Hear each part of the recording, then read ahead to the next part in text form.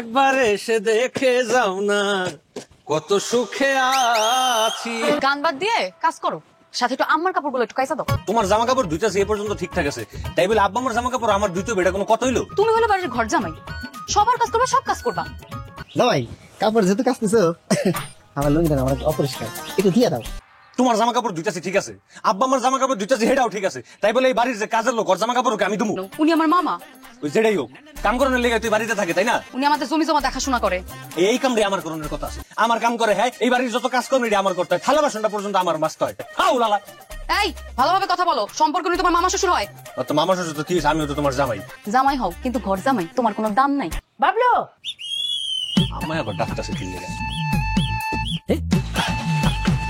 হ্যাঁ মা, কোথায় ছিলা? দুইটা কাপড় দুইটা কি সারাদিন লাগে নাকি? এর থেকে তো কাজের বুয়া রাখলে হেও ভালো কাম করতে জানে। তাহলে আনেন আপনার রহিমা বউরে লয়। তোমার কাছে খালি বসে বসে গেলা।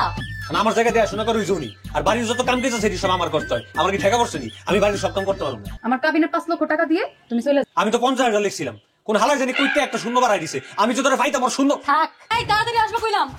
আসার পর কিন্তু ঘর তোর ঝাড়ু করা আছে। আব্বা, আব্বা আসসালামু আলাইকুম। ওয়ালাইকুম আসসালাম। তুমি একটু আইসা এখান থেকে খালি ওই আইল পর্যন্ত এই আগাছাটুকু পয়সা দিয়ে যাবে না, বুঝলা জামাই? যখন তোমার মতো আমার বয়স ছিল সেই সময় তো মনে করো এইরকম 4-5টা খেত আমার কাছে কিছুই না। আব্বা আপনি হোর বাড়িতে যাও, ওই খেতে খামার কাম কাজ করতেন নাকি? ও হোর বাড়িতে যাই জামাই কখনো কাম করে নাকি? আমার এটা করাইতেছেন তাই কইলাম আর কি। তোমার ব্যাপারটা তো আলাদা, বুঝো না? ঘর জামাই মানে নিজের ছেলের মতো, আর ছেলে হইলে কি সংসারে কাজ কাম করে না? এই যে অল্প জায়গা, এই যে আইল পর্যন্ত এইটুকু তুমি কইরা এরপরে কি কামে যাবে যাই। খালি ভাত রান্নাস মানে তরকারি রান্নাস নাই কেন? রান্নু কেমনে? বাবুরে সেই সকালবেলা বাজারে পাঠাইছি, এখন পর্যন্ত আর নাম গন্ধ নাই। আজকে হুক জানা পিঠা করবো আমি। এই যে না না শুনুন, ঝাড়া পিঠা খাওয়ানোর দরকার নেই। এমনি যে কাম করে ঝাড়া পিঠা করলে তো বাড়ি থেকে পারে যাবে, ওই কামগুলো করবো কেটা? এই সকালবেলা আম্মাই আমারে কইছিল বাজারে যায় মাছ আর মাংস কিনতে। আপনার এই যায় কাম করতে করতে খেয়ালই নাই, এখন যায় কি বাজারে কিছু পামু না পামু, মাছ না পামু মাংস। এখন যদি মাছ আর মাংস সারা বাড়িতে যাই, আপনার বউ বেডিরা মিল্লা আমার ঝাড়াটাই পিড়ে বাইতে বাই করে দিবে। তুমি যাওয়ার সময় রবিকের দোকান থেকে খালি ডিম নিয়ে যাবে বাড়িতে, বুঝছো? ডিম বাইজা আছে, সবাই মিলে ভাত খাবো। তুমি 4টা ডিম নিয়ে বাসা ফিরছো যে? আর আমি তো বাজারে গেছিলাম, বাজারে কিচ্ছু নাই, পরে কিছু না পাই ডিম লাইছি। এই তুমি এখন আমার বাড়ি থেকে চলে যাও, কাজকর্ম করবো না, বসা বসা তোমার খাওয়াবে। ডিমটা দিয়ে দাও, ডিমটা কই দাও। দোস্ত, তুই যে গেরাকলে পড়ছিস, এই গেরাকল থেকে বাড়ি আনতে অনেক কঠিন। এবার একটা কাজ করতে হইব, ওর যাইতে উচিত শিক্ষা হয়। গোলা শাকিল আছে না, ওর বউ ওরা অনেক নির্যাতন করছে, ও আবার একটা বিয়ে করে লইছে। আমি তো আনার পরে ওর আগের বউ পুরা শুরু হয়ে গেছে।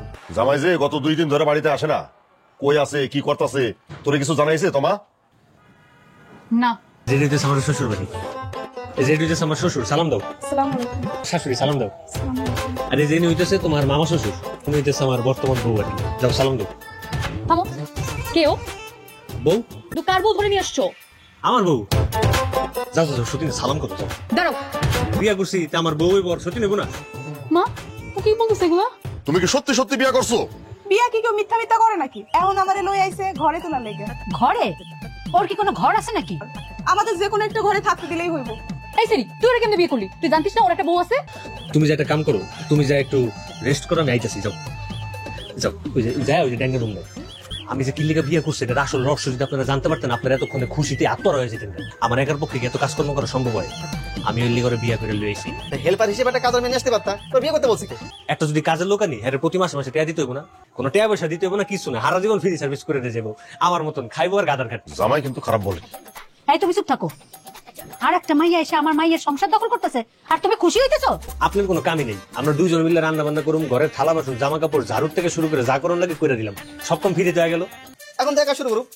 আরে মামারে একটু সবুর করেন না, গাদা পাইছেন, হয়তো একটা মানুষ দিন ফুরাই গেছে, কালকাতে কাম শুরু করবেন, আজকে একটু রেস্ট করুন। এটা কি হইলো? তোমরা কিছু কইলা না কেন?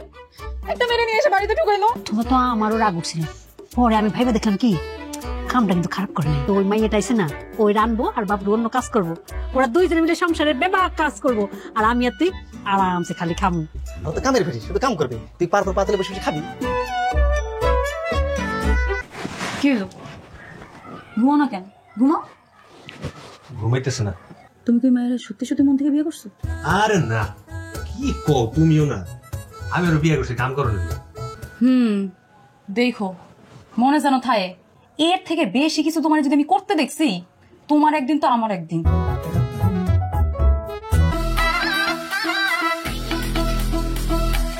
শরীর একটু খারাপ তো, লেগে নিজে যা গরম গরম তরকারি রেন একটু গরম গরম তরকারি খাইতেছে।